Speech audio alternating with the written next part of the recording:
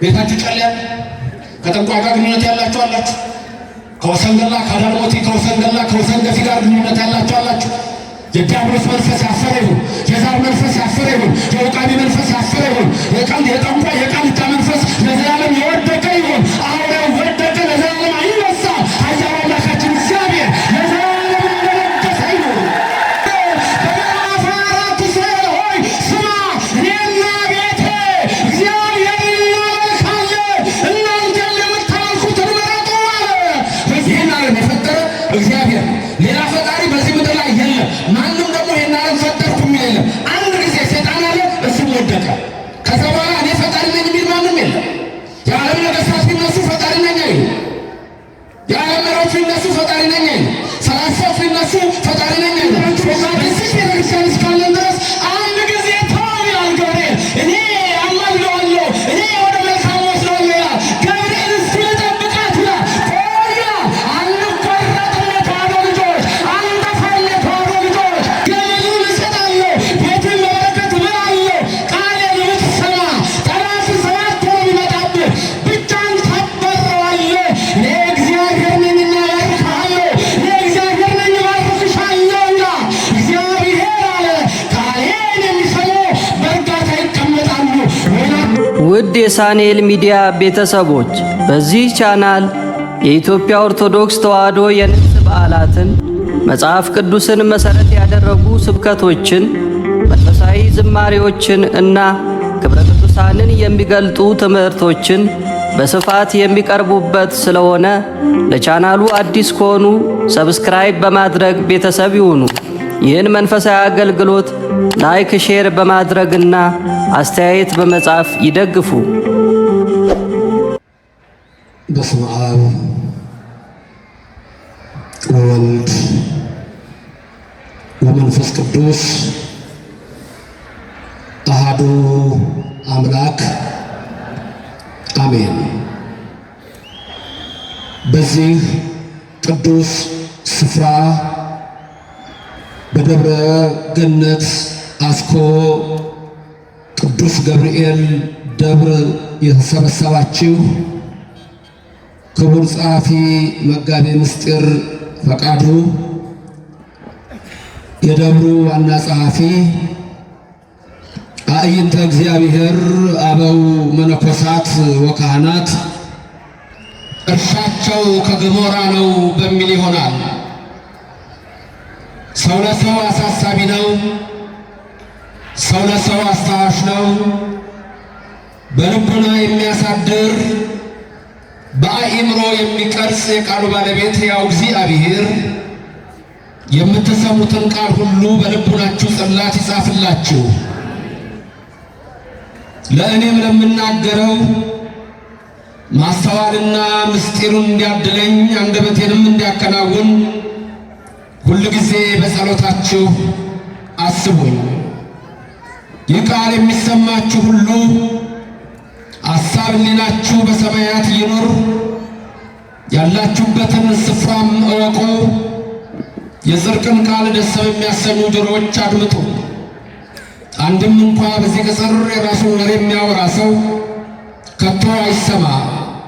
ምድርን ባያት ጊዜ እንድትንቀጠቀጥ ለሚያደርጋት፣ ደሴቶችንም በባህር ልብ እንዲወሰኑ ለሚያደርገው ኃያልና ብርቱ አምላክ ከዚህ ሰዓት ጀምራችሁ ሁላችሁም ልቡናችሁን ለሰራዊት ጌታ ለእግዚአብሔር አስማርኩ። ወይናቸው ከሰዶም እርሻቸው ከገሞራ ነው። ይህ ኃይለ ቃል የሚገኘው በኦሪት ዘዳግም ምዕራፍ 32 ቁጥር 32 ላይ ነው። ቃሉ እንዲህ ይላል፣ ወይናቸው ከሰዶም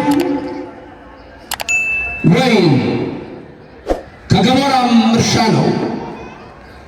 ፍሬያቸው ሐሞት ነው፣ ዘለላውም መራራ። ሰዶምና ገሞራ በዮርዳኖስ ወንዝ ዳርቻ የተመሰረቱ ከተሞች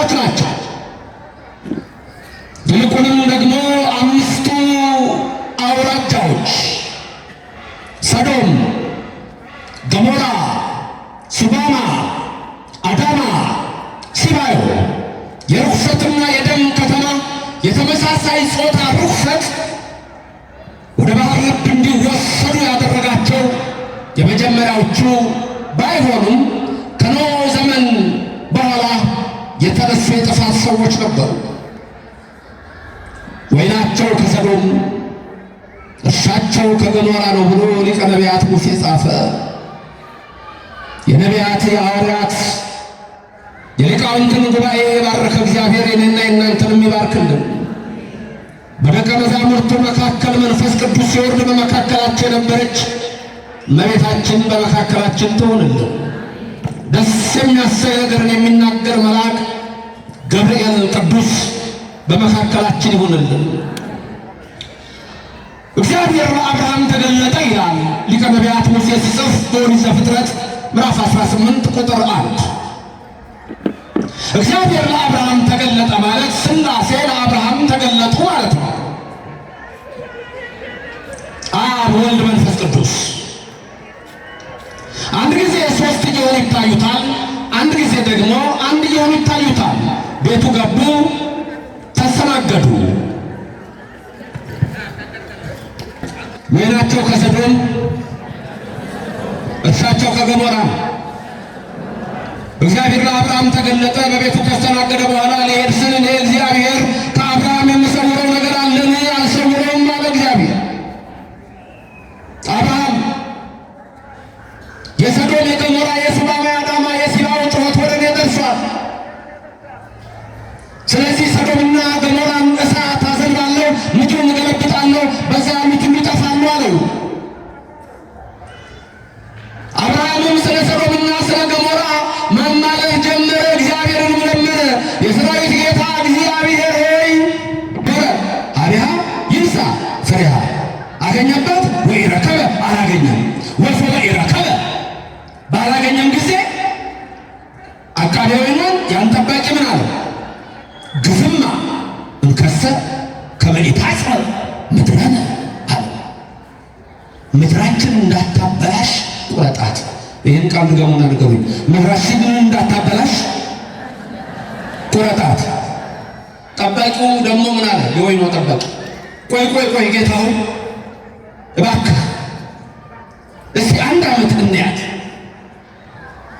ውሃ ላድርግላት፣ እንደገና ደግሞ አፈር እስቲ ይሄ ሳንዲያው ምኑ ላድርግላት፣ ወደፊት ልታፈራ መልካም፣ ካላፈራች ግን ትቆርጣታለህ። ይህን ምሳሌ ነገራቸው። አሁን ምሳሌ ነው፣ ምሳሌ አለ። ምሳሌ ምንድን ነው? የዚህ ምሳሌ በዚህ ትምህርት ውስጥ የምናያቸው አንደኛ በለስ ማለት አንደኛ እስራኤል፣ ሁለት እኛ መሆናችን ነው። በለስ ማለት ሁለት ፍሬ ምንድን ነው? ሶስት ንስሐ እንዴት ነው? አራት የመላእክት ምልጃ ለእኛ እንዴት ነው? ይህንን እንማራለን።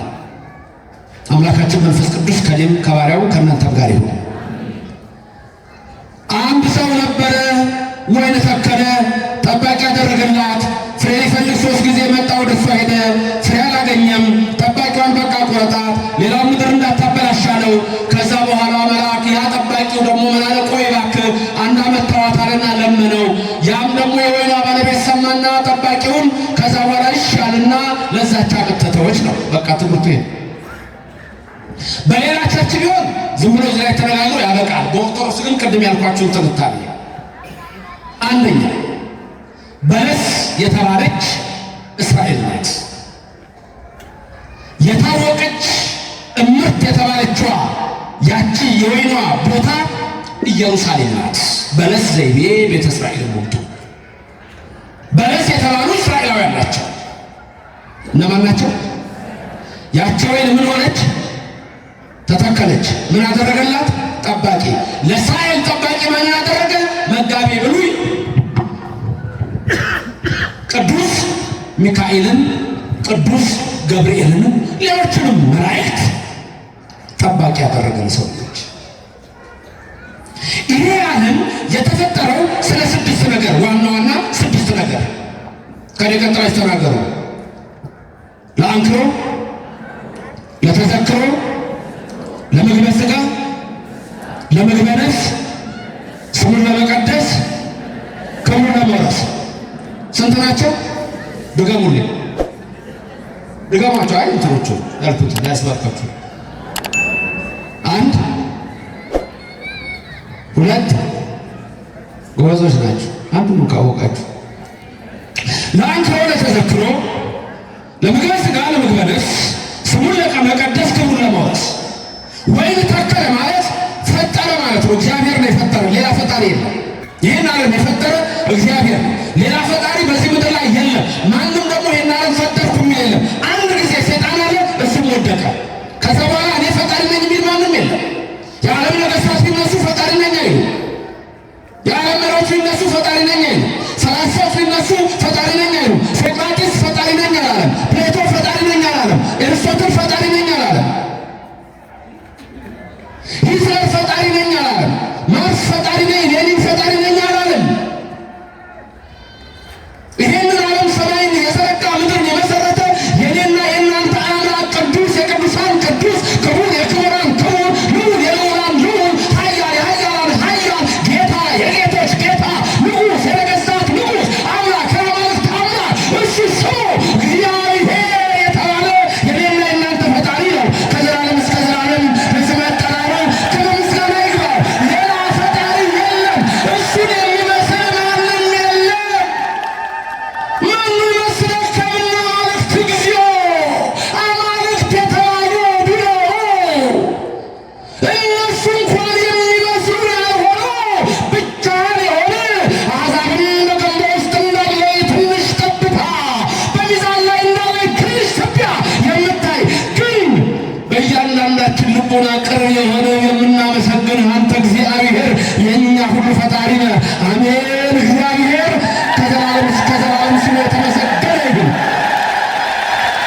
አንድ ሰው ነበረ የተባለው እሱ እግዚአብሔር ነው። ራሱን በሰው መሰለ። አንድም ወልድ ሰው ሆኗልና ኢየሱስ ክርስቶስ የኔና የናንተ ንጉሥ አዶን አዶናይ የዛች የገሊላዊቱ የድንግል ማርያም ልጅ የአብ ልጅ እሱ ኢየሱስ ሰው ሆኗልና እኛን ለማዳን ቃል ሥጋ ሆነ ይላል ዮሐንስ ወንጌላዊ ምዕራፍ 1 ቁጥር 14 ላይ እግዚአብሔር ሰው ሆነ ሲል ነው። ማ ሰው ሆነ? ምን ማለት ነው? እግዚአብሔር ሰው ሆነ ቅርብ ሆነ ማለት ነው። አማኑኤል አይደል ያለችው ስሙ ምን ማለት ነው? አማኑኤል ማለት ንገሩኝ እስኪ ማ ከማ ጋር ነው ማለት ነው? ማ ከማ ጋር ነው? በመካከላችን ያለ እግዚአብሔር ስሙ የተመሰገነ ይሁን። ከሰማይ ወርዶ እኛን ለማዳን የመጣ ስሙ የተመሰገነ ይሁን። ትሑት ሆኖ ከሰማይ የወረደ ምንውር ታበሰው በሰው ዘንድ የተናቀ ሆኖ ሞትን ስለኛ ተቀብሎ በቀራንዮ አደባባይ እጆቹን ለሕማም ዘርግቶ በ5 ችንካር የተቸነከረው የድንግል ልጅ ኢየሱስ የኔና የእናንተ አምላክ ሁላችንም ወደ መንግሥቱ ያፈልሰን ነው። በደሙ ተፈውሰናል። በመስቀሉ ኃይል ሁላችን ድነናል። ስለዚህ መስቀል ኃይላችን ነው። መስቀል ቤዛችን ነው። መስቀል እርሳችን ወዳኛ እናዋለን። ክብርና ምስጋና ለሥላሴ ይሁን። ለእሉ ክልኤቱ ፍጡራን ስብሐተ ፈጣሪ ደሎሙ ውስተ ምትስመ ታረዩ ክብሮሙ ይላል። ለእነዚህ ለሁለቱ ፍጡራን ለእመቤታችንና ለመስቀል ምን ይገባቸዋል አለ? ክብር ይገባቸዋል። እስመ ታረዩ ክብሮሙ መስቀልና እመቤታችን የተመሳሰሉበት ነገር አለ ሲል እስመ ታረዩ ክብሮሙ ማለት አድናድ መናፍቃን ለማጣመም ከእግዚአብሔር ጋር ሊያደርጉ ይሞክራል። እነሱ አይደለም። እነሱ አታወናብዱ። ነገሩ አባታችሁ ሴጣን ማወናበድ ነው። ፍሳሳት ነው ስራው። ወገኖች ሴጣን ማለት ማጣመም ማለት ነው ስራው። ሌላ ነገር የለውም። ማሳሳት ነው። ይጥልሃል። ፍሬ እንዳታፈራ ፍሬህ የገሞራ እንዲሆን መራራ እንዲሆን ያደርግሃል። ለንስሐ እንዳትዘጋጅ ያደርግሃል። ፍሬሽ ከሰዶም እንዲሆን ያደርግሻል። መራራ እንድትሆን ያደርግሻል። ምን አለ ያዕቆብ ሐዋርያው? እምድ እግዚአብሔርን እሺ በሉት ወደ እናንተ ይቀርባል። አጋንንት እንዲያመስል ግን ምን አሏቸው? እንዲህ በሉት ከእናንተ ይሸሻል። እንዲህ በሉ እስኪ ፈራችሁ እንዴ? እምቢ ጣዖት እምቢ፣ ቃልቻ እምቢ፣ ጠንቋይ እምቢ። ዛሬ ርኩሰት በእሳት ውስጥ የወደቀው በሰዶም ወይን አዳልሞቲ፣ ወሰንገላ፣ ወሰንገፊ፣ ብር አለንጋ እነዚህ የአጋንንት አሰራር ናቸው። ምን ይመስላል? ከምናወት ይዞ የእኛ አምላክ ኢየሱስ የሚመስል የለም አለ። የሚመስለው አለ። የቅዱሳን ቅዱስ የሚመስለው አለ። የሞራል ሁሉ የሚመስለው አለ። ያልታደለ ናቡከደነፆር በባቢሎን ከለዳውያን በሰሩት በዛች ከተማ ላይ ሰገነቱ ላይ ሆኖ ከሩቅ አየና እቺ ባቢሎን አለ ለክብሬ የሰራኋት በክንዴ መሰረትኳት አለ ሲል ወዲያውኑ ጆሮው ቀንድ አበቀለ፣ ጥፍሮቹ ዘረዘሩ፣ ወዲያውኑ አውሬ ሆነ። እግዚአብሔር ሰው ያድርገን። ዛሬ ብዙዎች ሰው መስሏቸው የሚንቀሳቀሱ ሁሉ ውስጣቸው የተሸከሙት መንፈስ አለ። አንተ ግን ወይንህ ከኢየሩሳሌም ይሁን፣ ኢየሩሳሌም ቅድስት ቤተ ክርስቲያን ከዚች ይሁን ፍሬህ። ከፍሬያቸው ታውቋቸዋላችሁ ተብሏል። የአንተ ፍሬ ወይን ነው፣ የአንተ ፍሬ ስንዴ ነው፣ የአንቺ ፍሬ መልካም ነገር ነው፣ ጥሩ ነገር ነው። ምን ይዤ ልቅረብ ወደ እግዚአብሔር ሲሄድ ይላል ነቢዩ። ምን ይዤ ልቅረብ? ዳዊት ደግሞ ይለናል ለእግዚአብሔር መስዋዕቱ እኮ አለ በሬው የሱ ነው፣ ላሙ የሱ ነው፣ አንተም አንቺም የሱ ናችሁና ንጹሕ ልብ ይዛችሁ ቅረቡ ይላል። ስለዚህ ምን እያለ ይጸልይ ነበር? ልበ ንጹሐ ፍጥር ሊተ እግዚኦ መንፈሰ ርቱዐ ሐድስ ውስተ ከርሴ። እስቲ ከኔ ቀጠላችሁ አቤቱ ንጹሕ ልብን ፍጠርልኝ። ምን አይነት ልብ? ምን አይነት ልብ? ንጹሕ ልብ ይስጣችሁ። ቅዱስ መንፈስህን ቀጥሉ እስቲ አትውሰድብኝ፣ በፊትህም አትጣለኝ። ኢትግድፈኒ በሉ ኢትግድፈኒ እምቅድመ ገጽከ። ምነው ግዕዝ ላይ ከዛ ሰውዬ ጋራችሁ ሞተ እንዴ? አልሰማሁም ነበር ግዕዝ መሞቱ። አንድ ካህን እንደው ነገሩ ዝም ብሎ ናቸው። እንደው አንድ ዲያቆን አስከትሎ እሱ የተማረ ነው። አንድ ቦታ ገቡና ድግስ ነው። ዲያቆን ሁሉ ዲያቆን ዘመኑ ዝም ብለው በር ላይ ትተው እሳቸው ገብተዋል። ጥምጥማቸውን አሳምረው ከመጠምጠም ምን ነበር ከመጠምጠም መማር። ከዛ ቁጭ ብሎ ድግሱ ላይ አንዱ ጥያቄ አይጠይቅም። አባታችን ዛሬ ቅዱስ ሚካኤል እንደው ምን ያደረገበት ነው አላቸው። መልሱን አላወቁም ባሉ። ከዛ መጣው ቆስቶ ወጣ ብያሉ። ልጁ እዛ ቁጭ ብሏል ላይ እንደው ለሽንት ወጣ ነውና እንዴ አንተ እዚህ ጋር ተቀምጠሃል ያሉት አውቀዋል። ቀድሞ ማለት አያስገቡትም። ስለካ ተበሳይቷል። እንደዚህ ነው እንዲበልና ግባ እስቲ ወደ ውስጥ አይ እዚህ ወኛለው ምን ይሆናል? ዛሬ ቅዱስ ሚካኤል ምን ያደረገበት ነው? አባታችን እንዴ ዛሬ ማያረፈበት እኮ ነው። ገቡ መልስ አግኝተዋል። ቁጭ አሉ። ምን ነበር አንተ የጠየቀው ጥያቄ? አይ እንደው ቅዱስ ሚካኤል ዛሬ ምን ያደረገበት ነው እንዴ? ምን አታውቁም እንዴ እናንተ? ዛሬ ቅዱስ ሚካኤል ያረፈበት ነው። ሰው ለቅሶ ገባ። ወየው ሚካኤል ሞቱን አልሰማንም። በጣም ብዙ ደካሞች አሉ ዓለም ላይ የማይረዱ አሉ። ርዕሴ ግን እሱ አይደለም። ግን ላስብላችሁ ልበ ንጹሐ ፍጥር ሊተ እግዚኦ ንጹሕ ልብን ፍጠርልኝ። እሱ ነው ጸሎቱ። ወይን ተከለ ያለው አንድ ሰው የተባለ እግዚአብሔር። ወይን ተከለ ማለት እስራኤልን ፈጠረ፣ ሁላችንም ፈጠረ ነው። በሁለት መንገድ ነው ትምህርቱ የምናየው። ጠባቂ ሆነ ማለት ጠባቂ መልአክ አረገ፣ መጋቢ ብሎ ያረገ ለእኛ ለሁላችንም ጠባቂ መልአክ ተናገረ። በቃ ዘጸአት 23:20 ላይ በፊትህ ምን አዘጋጅቻለሁ? መልአክን ልኬአለሁ፣ መንገዱን ይመራሃል። አለቀ። መላእክትን የፈጠረ እሱ ነው። 3 ዓመት መጣው ፍሬ ሊሰድድ ሲል በመጀመሪያው ትርጉም በእስራኤል 3 ጊዜ መጣው ማለት 1 በዘመነ መሳፍንት፣ 2 በዘመነ ነገሥት፣ 3 በዘመነ ካህናት። ከደቀጥራ ተናገሩ። ዘመነ መሳፍንት፣ ዘመነ ነገሥት፣ ዘመነ ካህናት 3 አይሆኑ? 3 ጊዜ መጣው። በእነዚህ ሁሉ ጊዜ ውስጥ ከእስራኤል ፍሬ ፈለገ፣ ፍሬ የለም።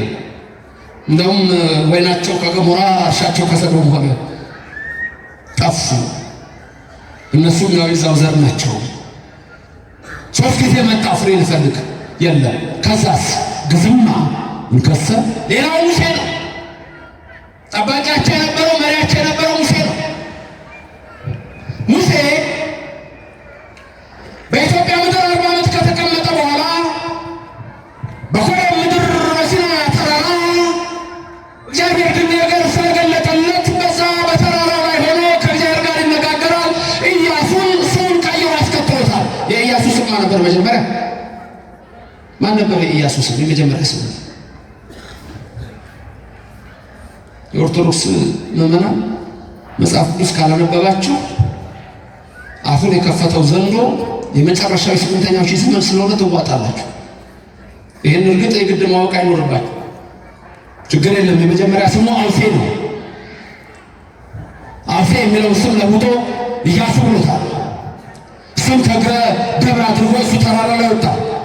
ከእግዚአብሔር ጋር እየተነጋገረ ነበር። ጽላቱን ተቀብሎ ሲወርድ ምድር ላይ ያሉት ግን እስራኤል ምን እያደረጉ ነው?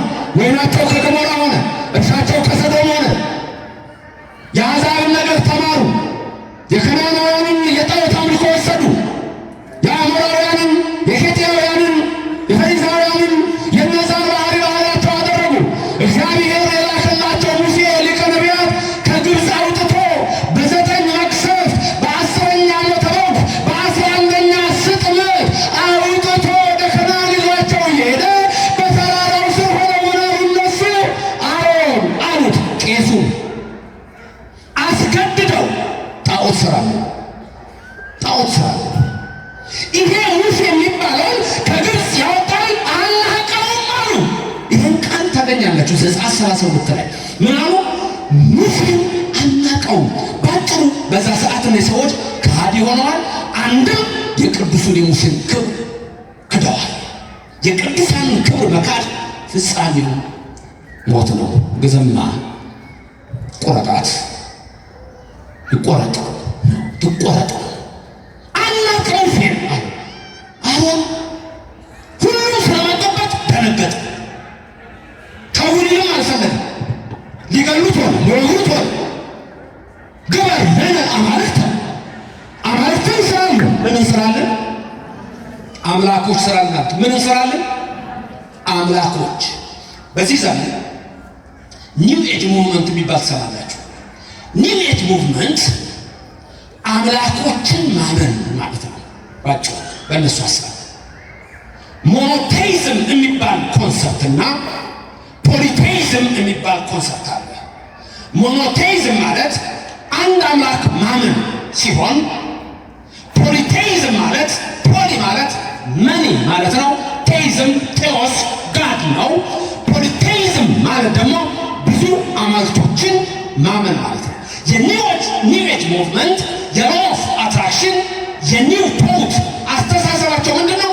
አንድ ሰው ከአንዱ አምላክ ከእግዚአብሔር እያወጡ የተለያዩ አማልክትን ጣዖት ብቻ ሳይሆን ራሱ በጣዖቱ ላይ የሚያድረውን ሰይጣን ራሱ አምላክ አድርጎ መውሰድ ነው። ጣዖትንም አምላክ አድርጎ መውሰድ ነው። አሮን ግበር ለነ አማልክተ አሮን አማልክትን ስራልን ለአሁን በቅርቤን በፊታችን የሚሄዱ የጥጃ ምስል ስራልን መስሏችሁ ከግብፅ ያወጡ የጥጃው ምስል። አሁን ቆይ እስራኤል እኮ ወርቅ ይወዳሉ፣ እሱ ደግሞ ሌላ ዘዴ ፈለገ። በሃይማኖት ዘዴ የሚባል ነገር የለም። እግዚአብሔር አምላክ ነው፣ አለቀ። እግዚአብሔር አምላክ ነው። ምን ይመስላችኋል? እግዚአብሔር አምላክ ነው፣ እግዚአብሔር አምላክ ነው። ምን ይመስላችኋል? ምን እንደምትሉት? ሴቶቹ መልሳሉ፣ ወንዶቹ ዝም አሉ። ማምላክ ነው። አምላክ ማን ነው? ሌሎች ሌላ ማለት ያላችሁ አላችሁ። ዛሬ መጣችሁ እንግዲህ አንድ አምላክ አምናችሁ ትሄዳላችሁ። እግዚአብሔር ይለውጣል። በፊታችን የሚሄዱ አማልክትን ስራሉ። አሮን ወርቃችሁን አምጧላቸው። የጆሮአቸውን፣ የአንገታቸውን፣ የእጃቸውን እግርም ላይ ይደረጋል። አልቦ አለ፣ አምባር አለ። እያወጡ ሰጡት። እሳት ውስጥ ከተተው። 2 የጥጃ ምስል አድርገው ሰሩት። ይኸው አማልክቶች እንደዚሁት ነገ የእግዚአብሔር በዓል ነው አለና አሮን አወጀ። ተመልከቱ፣ ነገ የእግዚአብሔር በዓል ነው። ግን ማንን ነው የሚያመልኩት? 2 የጥጃ ምስል። ይሄ በዓል እግዚአብሔር የጥጃዋ ማለፍ የእግዚአብሔር ነው። የሶዶም ሕይወት የእግዚአብሔር ነው። የገሞራ ሕይወት የእግዚአብሔር ነው። የጊብዓ ድፍረት የእግዚአብሔር ነው። ዓለማችን ዛሬ የሚያደርገው እግዚአብሔር ነው። አንዱ አማልክት የሰጠን ሕግ አለ። 10ቱ ትእዛዛት በብሉይ 6ቱ ትእዛዛት በወንጌል ተጽፏል። ወዲና ወዲህ የለም። ያ ኢያሱ ለሕዝቡ የተናገረው ነው። በምዕራፍ 4 እስራኤል ሆይ ስማ፣ እኔና ቤቴ እግዚአብሔርን እናመልካለን፣ እናንተም የምታመልኩትን ምረጡ አለ። ሕዝቡም ከኢያሱ ጋር ሆነው ኢያሱ እኛም እንዳንተ እግዚአብሔርን እናመልካለን አሉ። እግዚአብሔርን የሚያመልክ ሕዝብ ወደ መንግሥተ ሰማያት፣ እግዚአብሔርን የሚክድ ግን ወደ ዘላለም እሳት ነው። ማምላክ ነው፣ ማምላክ ነው። አቤት! ድምፃችሁን ለማን ያደረጋችሁት? ለዘፈን ያስቀመጣችሁት? ማነው አምላክ? ከአንዱ በቀር አምላክ አለ ወይ? ማነው መስለህ ከእናመልክ ጊዜው የሚመስልህ የሌለ ሰማዩን ብቻህን የዘረጋ ምድርን በውኃ ላይ ያጸና ሁሉን የምታደርግ አምላካችን ኢየሱስ ሆይ አንተ ነህ የሁላችን አምላክ። ለስም አጠራሩ ክብር ምስጋና ይግባ። እናመሰግናለን። ወይናቸው ከሰዶም እርሻቸው ከገሞራ ነው አለ ሊቀ ነቢያት ሙሴ። ነገ እግዚአብሔር በዓል ነው ብሎ አያውጅም አለ። በፍና ተሳልቆ ይለዋል። በዓሉ ግን እግዚአብሔር አይደለም፣ የእግዚአብሔር ነው አሉና ተሰበሰቡ። ሙሴ እኮ 40 ቀንና 40 ሌሊት እንጀራ አልበላም ውሃም አልጠጣም። ስለ እነሱ በዛ በተራራው ከእግዚአብሔር ጋር ይነጋገራል። አናውቅም አሉት ሙሴ። ዛሬ ከኦርቶዶክስ ውጭ ያሉ ሰዎች ስሟቸው ማን ነው ሙሴ? ማን ነው ተክለ ሃይማኖት? ማን ነው ጊዮርጊስ? ማን ነው ሚካኤል? ማን ነው ገብርኤል? ተይዘው እኮ ነው፣ ታስረው እኮ ነው። በውስጣቸው ያለው መንፈስ እኮ ነው። ነገ እግዚአብሔር በዓል ነው ብለው አወጃሉ። ግን በዓሉ እግዚአብሔር አልነበረም። ሁለት የጥጃ ምስሎች በዛ ተሰሩና ሙሴ ከተራራው ሲወርድ ኢያሱን አገኘው። ጽላቱ እንደያዘ ነው። ከዛ ምን ይላል መሰላችሁ? ስለ እስራኤላውያን ሲናገር ወይናቸው ከሰዶም እርሻቸው ከገሞራ እንደሆነ ሲነግራችሁ ከአሕዛብ የተማሩትን ዝማሬ፣ የጣዖት ዘፈን በሉ፣ ጠጡ፣ መስዋዕት ለአጋንንት ሰዉ፣ ሊዘፍኑም ተነሱ ይላል። የዝሙት ዘፈን የጣዖት ዘፈን ነው ቤተ ክርስቲያናችን የምታወግዘው። ዛሬ የዝሙት ዘፈን አለ፣ የኃጢአት ዘፈን አለ፣ ለአጋንንት የሚሰጥ ዘፈን አለ። ዘፋኞችም አንዳንድ ጊዜ ምልክታቸውን የሰይጣን ምልክት ያደርጋሉ። በውጭው ዓለም ለሰይጣን ይዘመራል፣ ይዘፈናል። በዚህም ዓለም ደግሞ ያስደነግጡሃል እኮ። እኛ አካባቢ ፈረቀሳ የሚባል ቦታ አለ። እዛ ስትሄድ እየገዘፈ የሌለበት የለም የሌለበት ባጋለጠው ነው አይጮህበት ይላል። የሚደነግጥ አለብኝ እንዴ ይላል። የሌለበት ሁሉ እኔ እናት የልመዳኒ እንኳን ቀን ልምጣው ይለሊት ይላል። ቤታችሁ ጨለያ ከጠንቋይ ጋር ግንኙነት ያላችሁ አላችሁ። ከወሰንገላ ከዳርሞቲ ከወሰንገላ ከወሰንገፊ ጋር ግንኙነት ያላችሁ አላችሁ። የዲያብሎስ መንፈስ ያፈረ ይሁን፣ የዛር መንፈስ ያፈረ ይሁን፣ የውቃቢ መንፈስ ያፈረ ይሁን፣ የጠንቋይ የቃልቻ መንፈስ ለዘላለም የወደቀ ይሁን። አሁን ወደቀ፣ ለዘላለም አይነሳ። ኃያሉ አምላካችን እግዚአብሔር ለዘላለም እንደነገሰ ይሁን። ወይናቸው ከሰዶም እርሻቸው ከገሞራ ነው አለ ኢያሱ። አለው ሙሴ ምንድን ነው የምሰማው ድምፅ? የዘፈን ድምፅ ይሰማኛል። ኢያሱ ይህ ሽለላ ፉከራ የድለሾች ድምፅ ይመስላል። አይ አይደለም። ደግሞ የባህል ዘፈኖች አሉ መልካም መልካም ይሆኑ ኃጢአት የማይነገርባቸው እንደዛም ነው አይደለም። ይሄ ዘፈን ሌላ ነው። ይሄ መልኩን የቀየረ ዜማ ነው። የሚቀርበው ለአጋንንት ነው። ሙሴ ሲመጣ ሲወርድ ከኢያሱ ጋር እስራኤል ሁለት የጥጃ ምስል አቁመው ከሰዶም ከገሞራ ከሌላው የአሕዛብ ነገር ያዩትን ርኩሰት እያቀረቡ ሲደርስ ጽላቱ ራሱ ከእጁ ወደቀና ተሰበረ። እግዚአብሔር ግን ምን አለ? ሙሴ አለ እግዚአብሔር፣ ሙሴ ይህን ሕዝብ አጥፋ፣ አንተን በሌላ ሕዝብ ላይ ልሹምህ አጠፋዋለሁ፣ በእሳት አነደዋለሁ አለ እግዚአብሔር። ተቆጣ። ግዝማ ንገሰ ከመኢታጽ ምድርን ሌላው ምድር እንዳታበላሽ ትቆረጥ። ሙሴ ግን ምና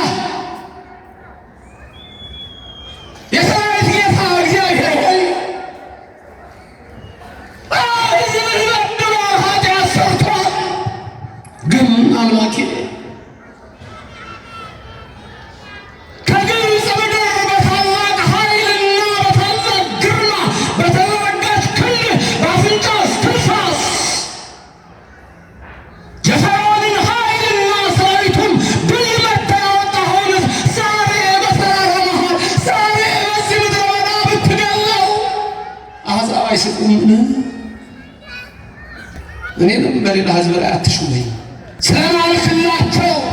ተመልከቱ፣ ሙሴ ነው እንዲህ ብሎ የሚጸልየው በስምህ ስለማልክላቸው፣ ስለ አብርሃም፣ ስለ ይስሐቅ፣ ስለ ያዕቆብ እባክህ ራራላቸው፣ እባክህ ይቅር በላቸው አለ። እግዚአብሔርም ያወርደው ከነበረው እሳት ተመለሰ፣ ራራ ለሕዝቡ በሙሴ ልመና ይላል። ክብርና ምስጋና ለእግዚአብሔር ይድረሰው፣ ስሙ የተመሰገነ ይሁን። አራት ሰዎች ልጥራላችሁ። ከኔ ቀጥላችሁ ስማቸውን ጥሩ። አብርሃም፣ ይስሐቅ፣ ያዕቆብ፣ ሙሴ። እነዚህ አራቱ በዚህ ልመና ውስጥ አሉ። ሙሴ ሶስቱን ጠራ። ኦርቶዶክስ ማለት ይሄ ነው። ኦርቶዶክስ በቅዱሳን ስም እግዚአብሔርን ይማጸናል፣ ሌሎች ግን አይማጸኑም። ይሄ የሆነው በ8ኛው ሺህ እንደገባ 8ኛው ሺህ በ1517 በአውሮፓ አቆጣጠር ጀርመኒ ውስጥ የቅዱሳን ስም እንዳይጠራ የታድሶ እንቅስቃሴ ወሰነ። በኋላ የፕሮቴስታንት እምነት ተብሎ ተጠራ። ያ የ8ኛው ሺህ መግባ ነበር። የእግዚአብሔር ስም እንዳይጠራ በጸሎት ሁሉ የወሰኑት የዛን ጊዜ ነው። እዚህ ውስጥ ግን አሁን ህዝቡ እንዳይጠፋ እግዚአብሔር ራራ ይላል። እስቲ እግዚአብሔር ራራልኝ በሉ። እግዚአብሔር ስለ ቅዱሳን ይራራ። ሙሴ ለመነ፣ አብርሃም፣ ይስሐቅ፣ ያዕቆብን ጠራ። እግዚአብሔር ራራ ይላል። ስለ ቅዱስ ሚካኤል ይራራልናል፣ ስለ ገብርኤል ይራራልናል። አይራራልንም? መሐሪ አይደለም? ይቅር ባይ አይደለም? ትጠራጠራላችሁ? አይችልም፣ አያደርግም። የኔና የእናንተ አምላክ ስሙ ለዘላለም የተመሰገነ ይሁን። ታላቅ አምላክ አለን። እስራኤል ናት። በሙሴ ልመና ምሕረት ተደረገላት። ሳይጠፉ ቀሩ። ወደ ራሳችን ልሂድ ሳይመሽብን።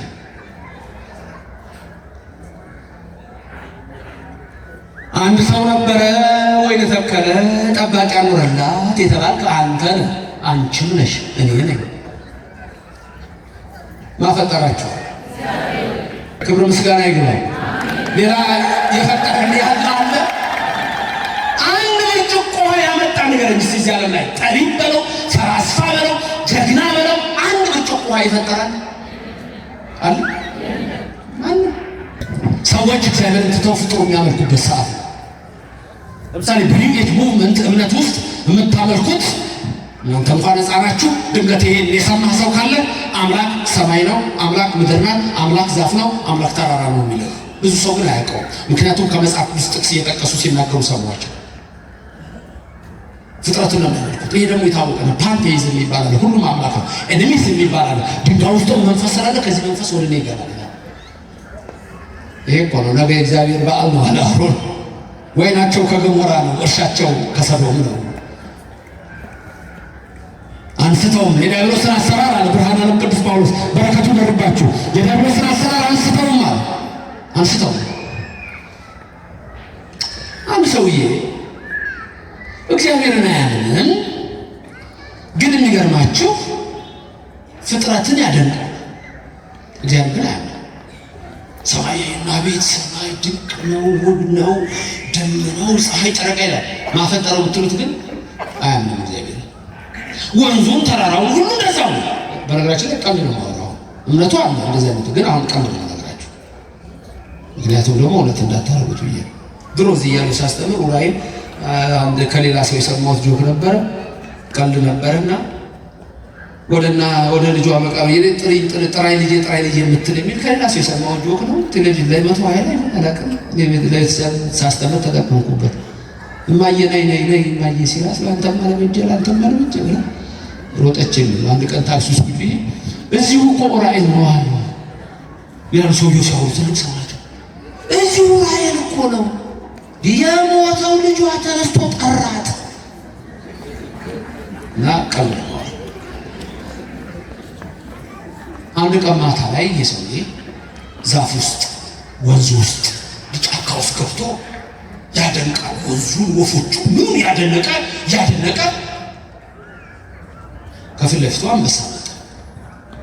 እያደነቀ አንበሳው ከቤቱ አንበሳ ለማሞገሱ እግዚአብሔር ግን አንድ ቀን አድንቆ አያውቅም። በኒው ኤጅ ሙቭመንት እግዚአብሔር አይመለክም። ቅዱሳን ፈጽሞ አይጠሩም። መላእክት ፈጽሞ አይጠሩም። አንዳንዶቹ ግን ሲመክሩ ድንገት እንዳይነቃባችሁ ጠቅሶ እግዚአብሔር ይሰማቸዋል። ይህ ሰውዬ እዛ እምነት አይነት ተከታይ ነው። አንበሳው እየቀረበ ሲመጣ ሰውየው መፍራት ጀመረ።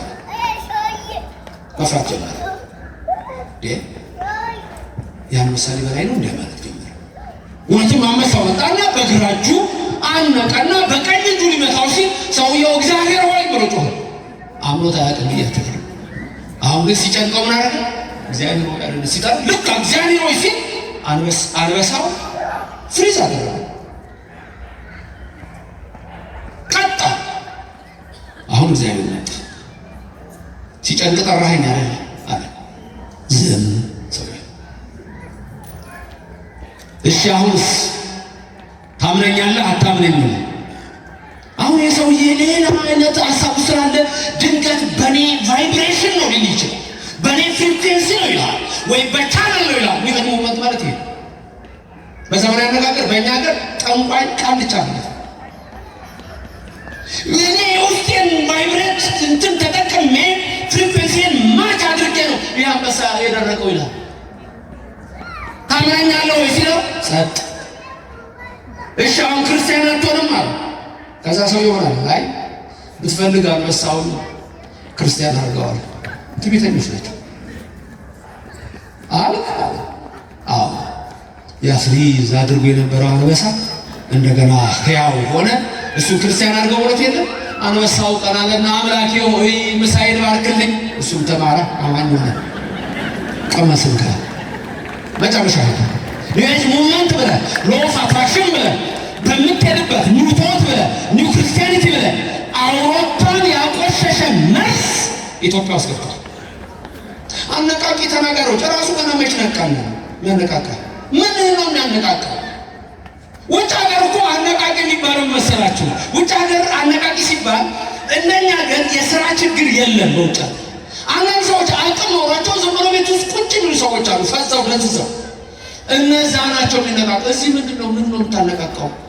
እንደ ዲያብሎስ ድንጋዩን እንጀራ ለሱ እኮ ነው። አንድ አነቃቂ የተባለ ሲናገር ሰምቻለሁ። ባንክ ቤት ገብቼ 5 ሳንቲሞች አይቶ ይሄን የባንክ ብር ወደ እኔ ያመጣዋል። ሌባ ይባላል በሌላ አነጋገር። ወይ ደግሞ ወደ ቃልቻው ዘንቋው ሄደን ሰላቢ ይባላል። ይሄን መጽሐፌ ላይ በደንብ ታውታላችሁ። ማፈጠረ ራሳችን በራሳችን ፈጥረናል አልፈጠርንም። በቃ ምንም ልክ ነው ማንችለው ነገር አሁን 5 ደቂቃ አየር ቢቆም ሁላችንም ዓለም ላይ ያለ ሰው ማሰጠን ይሄን አየር ስሙ የተመሰገነ። የመብራት ትከፍላላችሁ፣ እቤት ውስጥ የመብራት ትከፍላላችሁ፣ ውሃ ገዝታችሁ ትጠጣላችሁ። እግዚአብሔር ግን ገዝተን ልጠጣ ነው ውሃ የሰጠኝ ነበር። ሁሌ ድሮ ሳስተምር ብለዋል። አንዳንድ ሴቶች የማይፈቀድ ጌጥ አፍንጫ ላይ ያደርጋሉ። አይፈቀድም አፍንጫ ላይ ጌጥ ለክርስቲያን አፍንጫ ላይ ጌጥ አይፈቀድም። ግን ልክ እነሱ ቆጣሪ ቢቀመጥ ስም ነበር ድሮ ሳስተምር። አፍንጫ ላይ ስንት ነበር የምንከፍለው? ለተነፈሰር ነው አየር። አስቡት። ባጭሩ ልንገራችሁ፣ ደግ አምላክ ነው ያለን፣ ደግ እግዚአብሔር ነው ያለን፣ ይቅር ባይ እግዚአብሔር ነው ያለን፣ ሁሉን የሚሰጥ እግዚአብሔር ነው ያለን። ዛሬም አይከለክለንም። ቤታችሁን በበረከት ይሙላላችሁ። ማነው በረከት የሚሰጥ? አለቀ። እግዚአብሔር ነው። ሰይጣን በረከት አይሰጥም። የኔና የእናንተ አምላክ ነው። ዝናብ ከሰማይ ነው፣ በረከት ከሰማይ ነው። በፀሐይ አብቅሎ በዝናብ አብቅሎ በፀሐይ አብስሎ የሚመግብ የኔና የእናንተ አምላክ እግዚአብሔር ነው። ማነው ብዙ ያበሰለው? ማነው ብርቱካን የቀቀለው? ኧረ ተናገሩ። የኔና የእናንተ አምላክ እግዚአብሔር ነው። ስሙ ለዘላለም የተመሰገነ ይሁን። እነሱ ግን ወይናቸው ከሰዶም ነው፣ እርሻቸው ከገሞራ ነው። በል እንግዲህ እንዲህ ይላል ሲነግረን ሉቃስ ወንጌላዊ ሲጽፍ ከ72ቱ አርድእት አንዱ የሆነው በረከቱ ይደርብንና ጌታ የተናገረው ነው የሚጽፈው። አንድ ሰው ነበረ፣ ወይን ተከለ፣ እግዚአብሔር እኛን ፈጠረ፣ ጠባቂ አኖረ። እያንዳንዳችን ጠባቂ መልአክ አለ። 3 ዓመት መጣው፣ 3 ጊዜ፣ 1 በሕፃንነት፣ 2 በውርዝውና በወጣትነት፣ 3 በእርግና በሽምግልና ፍሬ ይፈለግባችኋል። አያችሁ፣ 3 ጊዜ ማለት። ኦርቶዶክሳውያን እየሰማችሁ ነው። የተዋሕዶ ልጆች እያደመጣችሁ ነው። እናንተ የተባረካችሁ ክርስቲያኖች እያደመጣችሁ ነው። ከኛ ፍሬ 3 ጊዜ ነው የሚፈለገው። 1 በሕፃንነት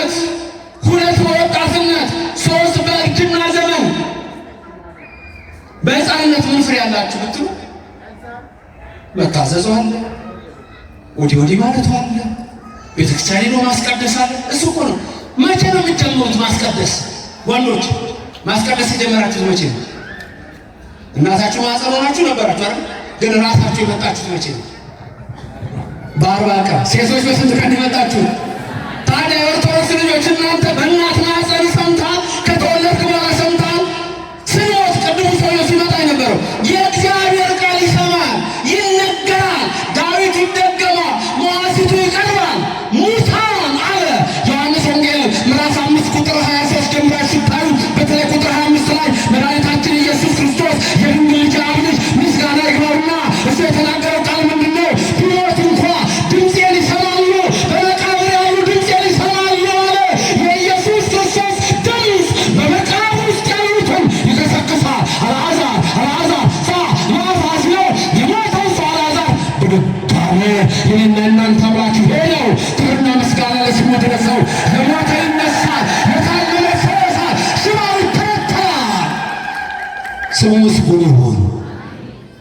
ወገኖቼ በሕፃንነታችሁ እስቲ ሕፃን ሆናችሁ ፍልሰታ እየሄዳችሁ ትቆርቡ የነበር ሕፃን ሆናችሁ እናታችሁን አባታችሁን እየተከተላችሁ እስቲ ምልክት ስጡኝ። በሕፃንነታችሁ ስትቆርቡ የነበራችሁ ያልቆረባ ለመጻሕፍቱ ፍልሰታ ያልሄደ አራይ ምጅ ዛሬ ያሉት እጃችሁ አይታይም። አይቆርቡም ነበር እነሱ እዛ አትቆርቡም ነበር እናንተ። አመስግኑት በሱ እጃችሁ። ትዝ አይላችሁም? አንገታችሁ ላይ ታስሮ ወይ ፎጣ ለብሰህ ፍልሰታ ስትሄድ በሕፃንነት እኮ ፍሬ አለ። እስመ ኃያል አንተ እኩት ወስብሐት ወለከ ስብሐት ለዓለመ ዓለም። አታስታውሱ? በሉ እስቲ እስመ ኃያል አንተ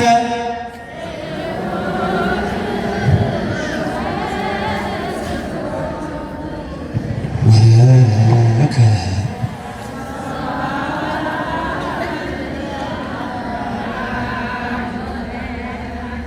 ወንዶቹ እኮ ጠፍቷቸዋል። እናቴ ልጅ ያለ ቀሲስ መንግስቱ እናቴ ልጅ ብለዋል። ጠፍቶሃል ብቻ ታስታውሳላችሁ። ፍሬ እኮ ነው፣ ፍሬ እኮ ነው። ከእናንተ የሚቀበል ቅዱስ ቅዱስ ስትሉ የሰጣችሁት እኮ የከንፈር መስዋዕት ነው።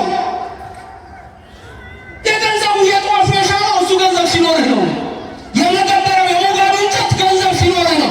ከሕፃንነት ጀምረህ የከንፈርህን ፍሬ ለእግዚአብሔር ሰጥተሃል። የኦርቶዶክስ ልጅ የተባረክ ነህ። የተዋሕዶ ልጅ የተባረክሽ ነሽ። አሜን። የተባረክንን ይህንን ማን ያደርገዋል? ሌላ ቦታ አለ እንዴ? ሌላ ቦታ ላይ ያዘ እስከምታርግ አምላክን ትመርጣለህ። የሚመረጥ አምላክ አለ እንዴ? አንድ አምላክ እኮ ነው። ኤቢሲዲ አለ እንዴ? ቹዝ ዘ ቤስት የሚል አለ እንዴ? አምላክ የለም። ኤፌሶን 4:5 ስንት ሃይማኖት፣ ስንት ጥምቀት፣ ስንት እግዚአብሔር። የእሱ ልጆች ነን። ክብርና ምስጋና ይግባው። የአንዱ እግዚአብሔር ልጆች ነን። ፍሬ በሕፃንነት እንደሱ ሲሆን ጠባቂ መልአክ ደስ ይለዋል። አብሮ ያለው አትቆረጥም፣ አትቆረጥም። አይ ችግር ወጣትነት ላይ ነው። ሁለተኛው ላይ መቁረብ የለ፣ አንዳንዴ ማስቀደስ የለ። አንዳንዶቻችሁ ደግሞ ያትቆሙበት በነበረው አፍ ጫት ታስገባላችሁ። አንዳንድ ሴቶች ሳይቀሩ ሺሻ ሲነፉ ይገኛሉ። ተመልከቱ እንዴት ርኩሰት እንደመጣ እሳትነት ላይ ዝሙት። አንዳንዱ በመጠጥ ራሱን ሊፈትን ይሞክራል። አንዳንዱ ወደ ሲጋራ ይሄዳል፣ ወደ ርኩሰት ይሄዳል።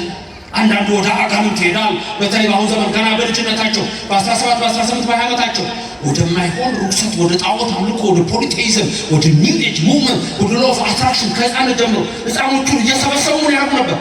እንዲህ በል ማግኒፊሸንት ነኝ ድንቅ ነኝ በል ይሉታል። ሕፃኑን ሕፃኑን ያውቃል። ከርኩስ መንፈስ ጋር ያገናኙታል። በወጣትነት ፍሬ ምንድን ነው? ይፈለግብሃል። ቁረጣው የሚል ይመጣል፣ ቁረጣት የሚል ይመጣል። ጠባቂ መልአኩ ደግሞ በዚህ ቤተክርስቲያን ካለ ይጠብቃል። ወጥተህ ከሄድክ እርግቧ ሄዳለች። በቃ አለቀልህ። መንፈስ ቅዱስ ካንተ ተነስቷል። በዚህ እስካለን ግን አንገር ልንገራችሁ፣ በዚህ ቤተክርስቲያን እስካለን ድረስ አንድ ጊዜ ተው ይላል ገብርኤል። እኔ አማልደዋለሁ፣ እኔ ወደ መልካም ወስደዋለሁ ይላል ገብርኤል። እስኪ ጠብቃት ይላል። ቆያ አንቆረጥም የተዋሕዶ ልጆች፣ አንጠፋም የተዋሕዶ ልጆች። እግዚአብሔር ድንቅ አምላክ ነው። በምሕረቱ ይጎበኘናል። መቆንጠጥ ይኖራል። አይዞህ ትንሽ መቆንጠጥ ይኖራል። ሙሴ እንዳደረገው ማለት ነው። በነፍስ ከሚጠፋ ማለዳቸው፣ በስጋ መቀጣት ያለባቸው ደግሞ መቀጣት አለባቸው። እንደ ኮሶ እንዲያሸራቸው በጥጧ ተጥቷቸዋል። አንዳንዴ ትንሽ ነገር ሊመጣባችሁ ይችላል። ግን ከምንችለው በላይ እንዳንፈተን እግዚአብሔር ራሱ ይጠብቀናል ይላል ሐዋርያውና እግዚአብሔር ይጠብቃችሁ። በወጣትነት ፍሬ፣ በሽምግልናስ ፍሬ ይፈልጋል። ስለዚህ 3 ጊዜ መጣ ይላል። ፍሬ ካላፈራ ቁረጣት የሚለው የእግዚአብሔር ድምፅ ይመጣል። መልአኩ ደግሞ ይላል ጠባቂ መልአካችሁ ቆይ ይላል። ወይናቸው ከሰዶም እርሻቸው ከገሞራ ነው። ይህ ትምህርት ምሳሌ ነው። በዚህ ውስጥ ብዙ ነገር አለ። የቅዱሳን ምልጃ፣ መላእክት እንዴት እንደሚያማልዱ ተመልከቱ። ከእግዚአብሔር ጋር እንዴት መገናኘት እንዳለብን፣ ፍሬ ስንት ጊዜ እንደሚፈለግብን ወገኖች፣ በተለይ በወጣትነት ላይ መጨነቅ መጠንቀቅ። ወጣትነት ላይ ብዙ ነገር ነው። ወጣቱ ጉልበቱ ነው። የቆመውን እቆርጣለሁ የተጋደመውን እፈልጣለሁ ይላል። ወጣትነት ላይ የሚጎትትህ ይስብሃል። ዓለም ትስብሃለች፣ ይስባል። እኔ ድሮ ሳስተምር ነበር። መርካቶ አካባቢ ሙዚቃ ቤቶች አልነበሩ? አንዳንድ ፒያሳ አካባቢ እና እታዘባለሁ። ልክ በሙዚቃ ቤቱ ጋር ሰው ሲያልፍ አይታችሁ ከሆነ በተለይ ወጣት ከሆነ ሽማግሌው እንኳን ነው እንዲህ እያለ ሊሄድ ይችላል። ወጣቱ ግን ሲደርስ አረማመዱ ይለወጣል። ከሙዚቃው ጋር ይቀየራል። ትጠለፋለህ። የሚስብ ነገር አለ፣ ያጓጓሃል። ፊልም ላይ የምታየው ነገር ያጓጓል። ቲክቶክ ላይ ምንድን ነው የምታየው? ዝሙት፣ ሰዶምን፣ ገሞራ ምንድን ነው የምታየው ቲክቶክ ላይ? አላይ ማለታችን ድንገት ዩቲዩብ ላይ ወይ ላይ መርጠህ ልታይ ትችላለህ። አላውቅም ቲክቶክ ተጠቅሜ ስለማለት። ግን ብዙ ሰዎች የሚነግሩኝ አንዱን ነገር አይተህ ርኩሰት ይሆናል። ስለ ቲክቶክ አንድ ቀን አስተምራለሁ። ባጭሩ መንገድ ላይ የተዘራ ዘር ማለት ነው ቲክቶክ ማለት። መንገድ ላይ የተዘራውን ዘር ተምረህ በቲክቶክ ትምህርት ተምረህ ወዲያውኑ አጋንንት ይመጡና ይነቅሙታል። አንድ ዝሙተኛ ሴት ትመጣና ፊት ትቆማለች። ልብህ ይቀልጣል፣ አይምሮህ ይታወካል፣ ዝሙት በልብ ይቀሰቀሳል፣ ወይንህ የሰዶም ይሆናል። አንቺም እንደዛው ከገሞራ ጋር ትሰሪያለሽ፣ ከሲባው ጋር ታርሻለሽ። ፍሬሽም ንግድሽም መራራና ኮምጣጣ ይሆናል ይላል።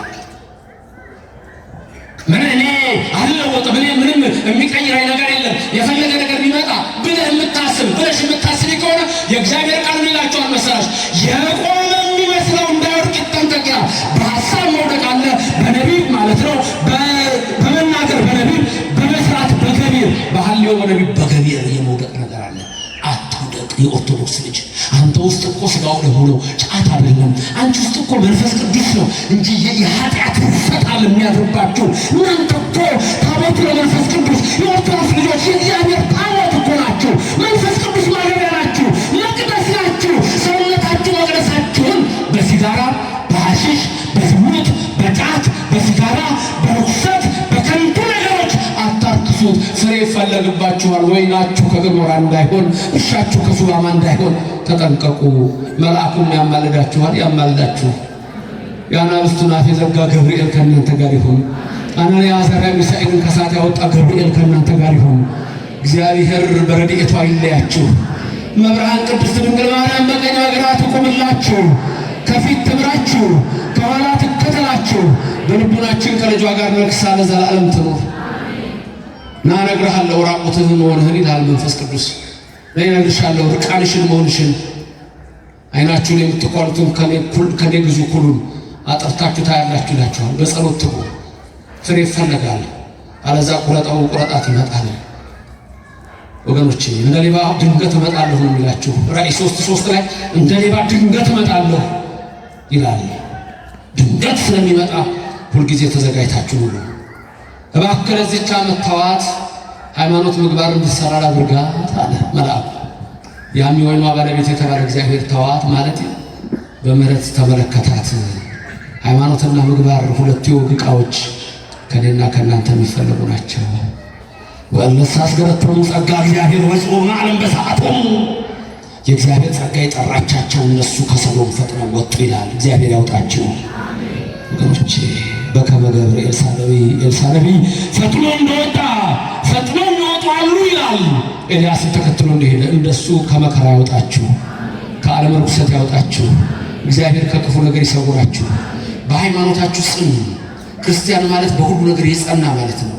ከትንሽ ነገር ጀምሮ እግዚአብሔር እርዳታ እየፈለገ ተራራው ጫፍ ላይ የሚወጣ ማለት ነው። ኦርቶዶክስ ማለት በከንቱ ሐሳብ በመጎተት በቃልቻ በጠንቋይና በሌላ መንፈስ አይደለም። እግዚአብሔርን ይዘው የሚተጉ ሁሉ የእግዚአብሔርን መንግሥት ይወርሳሉ። የኔና የናንተ አምላክ ደጉ እግዚአብሔር ነው። በሥጋም ፍሬ ይባርካችኋል፣ በነፍስም ፍሬ ይባርካችኋል። የሚባርከን እግዚአብሔር ከኛ ጋር ይሁን። እሱ ሁሉ የሚችል አምላክ ነው። እሱ ሁሉ ማድረግ የሚችል አምላክ ነው። ሰማይንስ ለምሰሶ የዘረጋው ምድርን በኋላ እያጸናው ከሰማየ ሰማያት ወርዶ በቀራንዮ አደባባይ እጆቹን ለሕማም ዘርግቶ ደሙን ያፈሰሰ አንተን ሊያድን ነው፣ አንቺን ሊያድንሽ ነው። የምድሩ ሁሉ የሚያበቃ ነው። ልፈቱ ቅድመ አስተርእዮቱ የዘላለም ቤት ገና ይሰጣችኋል። የዘላለም መንግሥት ያወርሳችኋል። እናንተ እኮ ይላችኋል በኤፌሶን 2 ላይ ከነቢያትና ከሐዋርያት ጋር ባለ አገሮች ናችሁ ይላችኋል። የምድሩን እሰጣለሁ፣ ቤትን በበረከት እምላለሁ። ቃሌን ብትሰማ ጠላት 7 ሆኖ ቢመጣብህ ብቻህን ታበረዋለህ። እኔ እግዚአብሔር ነኝና እባርክሃለሁ፣ እኔ እግዚአብሔር ነኝ እባርክሻለሁ ይላል እግዚአብሔር አለ። ቃሌን የሚሰሙ በእርጋታ ይቀመጣሉ። ወይናቸው ከሰዶም እርሻው ከገሞራ ከሆነ ግን ሚካኤልና ገብርኤል መጥተው ምድሩን ይገለብጣሉ። የሚድኑትም ጥቂቶች ናቸው። በኦርቶዶክስ መንፈስ ውስጥ ያሉ ሁሉ ግን የመንግሥተ ሰማያት ናቸው። አሜን። ይሁን ይደረግ። ፍሬያችንን የንስሐ ያድርገው። አሜን።